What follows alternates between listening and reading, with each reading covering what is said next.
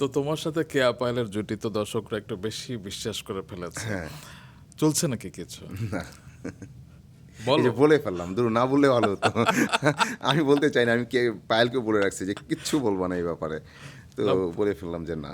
না যাই হোক। বলো না, মানে তোমাদের চোখে চোখের কেমিস্ট্রি এত মানায়। হ্যাঁ, এটা একটা কিভাবে? দীর্ঘ জার্নি তো। আর আমরা সবাই চাচ্ছিলাম গল্পটা যত দর্শক গ্রহণ করছিল ততই আমরাও আসলে অনুপ্রাণিত হচ্ছিলাম, ইন্সপায়ার্ড হচ্ছিলাম যে আমাদের আরও ভালো করা উচিত। আমরা আসলেই পরিবারটাকে পরিবারের মতো করে দেখি এবং দেখাই।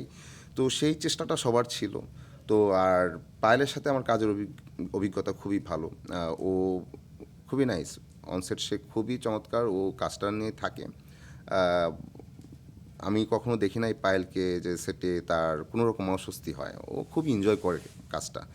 তো কোয়ার্টিস্ট হিসাবে সে খুবই নাইস।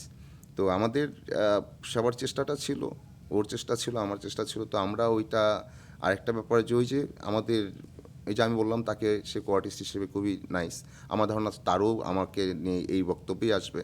তো আমাদের ব্যাপারটা বেশ ভালোই গেল আর মানে কি, বোঝাপড়াটা বোঝাপড়াটা সেটা ভালো ছিল। ক্যামেরার সামনে ওয়ার্ক করেছে আর কি, যেটা আমাদের পর্যন্ত জি। স্পর্শ করেছে, এবং এই কারণে এতই বিশ্বাসযোগ্য হ্যাঁ, মনে হয় যে এখনও তো সে কোনো পোস্ট করলে হ্যাঁ, আমি আমি জানি দেখছি। কিনা আমাকে ট্যাগ করে, আবার আমি কোনো পোস্ট করে দেখি যে ভাবি জানে কিনা ওকে ট্যাগ করে সবাই। তো এনজয় করি, খুবই বাহ! চমৎকার ব্যাপার।